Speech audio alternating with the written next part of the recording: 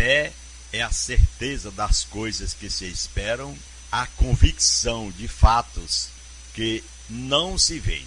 Isso está escrito em Hebreus 11, versículo 1. Em outra linguagem da palavra de Deus, diz que a fé é o firme fundamento das coisas que se esperam e não se contempla. Entendemos a fé nestes termos, que a fé é o firme fundamento das coisas que a gente espera, mesmo sem estar contemplando. Muitos dos comentários sobre a fé nos dias de hoje não passam de desejos egoístas de pessoas interesseiras. Por isso, a ajuda que atrapalhou. Pessoas que ouvem a palavra, fazem comentários sobre a fé no dia de hoje, mas não passam de desejos egoístas de pessoas interesseiras. Pregam a palavra, mas não vivem a palavra como Jesus Cristo determina. Jesus disse: aquele que não tomar a sua cruz e não vir após mim, não é digno de ser chamado meu discípulo. Aquele que não deixar amor de pai, de mãe, de filho, de irmão, de família, não deixar tudo por amor a mim, até a sua própria vida, não pode ser. Então, querido rádio ouvinte, amigo, é uma hipocrisia, é uma ajuda que atrapalha quando a gente lê a palavra para alguns que eles não querem, não dão ouvidos à voz de Deus, ou ainda que deem ouvidos, mas entendem diferente e vão projetar suas vidas para uma vida rica, uma vida de poder aquisitivo, uma vida de bens materiais. Jesus disse que até a nossa própria vida nós temos que perdê-la, porque ele disse: quem perder a sua vida por amor a mim, achá-la-á. Então o que mais acontece? Porque muitos consideram a fé em Deus nada mais do que alguma confiança válida ou inválida, de que Deus realizará a vontade da pessoa. É assim que eles pensam. Mas o ponto do autor de Hebreus não é de certeza de conquistar as coisas que nós esperamos, ou, quem sabe, a convicção de realizar nossos sonhos ou nossos desejos. É a confiança de que Deus realmente cumprirá seus planos. A fé elogiada em Hebreus capítulo 11 é a fé que se segue à vontade do Senhor, com confiança nos seus planos. Louvado seja Deus. Não há nenhuma sugestão de egoísmo, interesseiros neste texto. Entre os grandes modelos espirituais do Antigo Testamento, quando se trata da fé, nenhum recebe mais destaque bíblico do que Abraão. Seu nome aparece em 11 dos 27 livros do Novo Testamento, com a ênfase em vários trechos do excelente exemplo de fé deste patriarca. Ele mostrou a fé para deixar sua terra e seus parentes e seguir a orientação divina para chegar e habitar em uma outra terra. Passou 100 anos naquela terra sem receber a prometida herança que havia Deus prometido, porque ainda ele acreditava que Deus daria a terra aos seus descendentes. Passou 100 anos aguardando. Quando Deus deu a ordem inédita de sacrificar o seu filho, o herdeiro pelo qual o Senhor cumpriria uma série de promessas, Abraão obedeceu. Já imaginou você ter um único filho e Deus pedir e você entregar? Assim aconteceu com Abraão. Deus segurou a mão dele e não permitiu que matasse Isaque. E depois ele elogiou a fé de alguém capaz de acreditar na ressurreição do seu filho, conforme Hebreus 17, versículo 19, onde faz o comentário na palavra de Deus, recebeu aquela fé, elogiou a Abraão. Ele percebeu, nós percebemos também que não foi uma confiança egoísta. O pensamento não foi que Deus devolveria o filho para a felicidade de Abraão. Deus havia prometido bênçãos para todas as nações por meio de um descendente de Isaque. Assim, pensou Abraão, se Deus mandou matar o filho da promessa, ele vai ressuscitá-lo, pois ele vai cumprir sua promessa. Agora, houve momentos, porém, nos quais o próprio Abraão vacilou. Nós sabemos que o homem é fraco. Os episódios mais notáveis foram registrados em Gênesis 16, no livro de Gênesis, lá no começo da Bíblia, Deus havia dado 3 promessas importantes para Abraão em Gênesis 12, versículo 1 ao versículo 3. O cumprimento de todas as promessas dependia de Abraão ter descendentes. Anos passaram e ainda não nascia nenhum filho. Abraão conversou com Deus e falou de um servo nascido na sua casa, poderia ser o herdeiro. Deus disse que não, afirmando que o filho da promessa seria um filho biológico do próprio Abraão, lá em Gênesis capítulo 15, versículo 2 ao versículo 4. O tempo passou. Abraão chegou a 85 anos de idade e a sua mulher completou 75 anos. Meus irmãos, mesmo numa época em que pessoas viviam mais ou menos o dobro do tempo médio nos dias atuais, este casal estava chegando ao fim do seu tempo de ter filhos.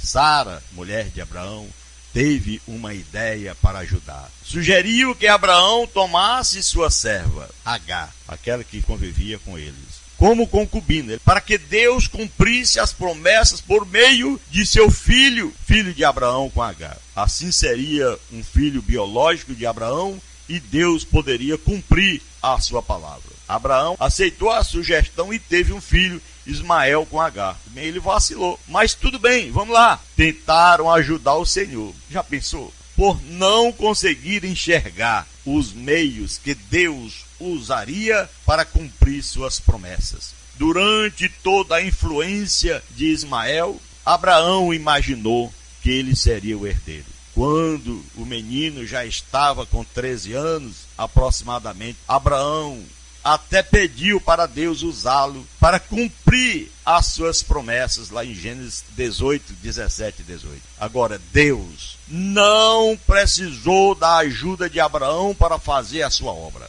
Recusou a sugestão humana e insistiu, aleluia, que o casal, Abraão e Sara, agora chegando a 190 anos, então, respectivamente, é claro, teriam um filho. Esse pessoal já de idade avançada, teria um filho que seria usado para cumprir as grandes promessas que o Senhor havia feito. E, aleluia! Como Deus é maravilhoso! Nada é impossível ao nosso Deus. Então, meu irmão, nós observamos, o que nós estamos a falar é que é a ajuda que atrapalhou. Tiveram mais um filho pela ajuda a qual Deus rejeitou. Deus não aceita a ajuda do homem nos seus planos. Isaac nasceu e as promessas foram cumpridas por meio dos descendentes deste filho da promessa. E os resultados daquela tentativa de ajudar o Senhor, a relação de Abraão com Agar e o nascimento de Ismael, acabaram sendo motivos de conflitos entre Sara e Agar. Que é o que acontece. O casamento, detendo a outra, como é chamada hoje, é um complicado. Problemas continuaram entre as duas famílias de Abraão durante estas gerações depois. Irmãos, amigos, acreditar que Deus fará as coisas do nosso jeito não é fé no Senhor. Quando a pessoa quer ser um filho de Deus e só aceita os planos de Deus se der de acordo com o que ele pensa, não é uma coisa que Deus se agrade. Porque acreditar que Deus fará tudo o que você quer, você está fora dos planos. Porque, na verdade, os planos de Deus, através de nossa fé, é aceitar o que Ele determina. Jesus nos ensinou, quando nos ensinou a orar: Pai, não seja feito a minha vontade, mas a sua vontade. Aí é onde está o problema. Quando nós queremos a nossa vontade, que ela venha se cumprir, nós não estamos agradando a Deus. Do nosso jeito, não, mas do jeito que o Senhor quer. Porque Ele é Deus, Ele é o Senhor. Aleluia. Imaginar que Deus precisa da nossa ajuda, usando os nossos recursos para ajeitar as coisas, para que Ele possa cumprir a sua palavra, também não é fé que Ele pede. Não é essa fé. Não é a fé que Ele pede. A fé em Deus, o Senhor, é viver e até morrer confiante, aleluia, e obediente. É isso que é a verdade. Confiante e obediente à sua palavra, porque sabemos que Ele é fiel e sempre cumpre a sua palavra. E ele diz: pregar o evangelho é pregar com fé, sabendo que a sua palavra não vai voltar vazia. O coração de alguém vai com certeza se abrir quando você prega a palavra, esta fé que é o firme fundamento das coisas que se esperam e não se vê. Aqui está o exemplo onde nós intitulamos nossa mensagem, em que a ajuda que atrapalhou. Foi exatamente esse ponto de vista, onde Sara, a mulher desse patriarca, ela pediu que ele tivesse uma relação íntima com a sua serva. E assim aconteceu, tiveram o filho, mas Deus não aceitou. Deus fez como ele quis, ele é o Senhor. E quando Deus fala, está falado. Não tem essa de mudar nada. O Senhor é Deus, soberano, exaltado sobre todos, porque é o Senhor que fez cada um de nós do pó da terra. Então não temos nada a querer ajudar a Deus. Pelo contrário, é receber a ajuda de Deus como a providência de nossa salvação que ele planejou na pessoa de Jesus, quando nós o confessamos, quando nós aceitamos e continuamos andando em seu santo caminho. Querido irmão, amigo, esta é a nossa palavra de fé naquele o qual nós não estamos vendo com os olhos físicos, mas sabemos pelos olhos da fé, aleluia, contemplamos a ele todos os momentos de nossas vidas, e nesse momento eu convido a você a orar para que ele possa nos abençoar mais e mais. Soberano Deus e Pai que está no céu, nós te agradecemos, Senhor, em o nome de Jesus Cristo, por esta fé que o Senhor colocou em nosso coração, de vivermos, meu Pai, como diz a tua palavra, esperando no Senhor. Viver até morrer, confiante e com obediência ao Senhor. Porque nós sabemos, Pai, que o Senhor é fiel e cumpre com a sua palavra. Te peço e te agradeço por tudo, em o nome de Jesus que vive e reina eternamente. Amém. Graças a Deus, que Deus abençoe a todos.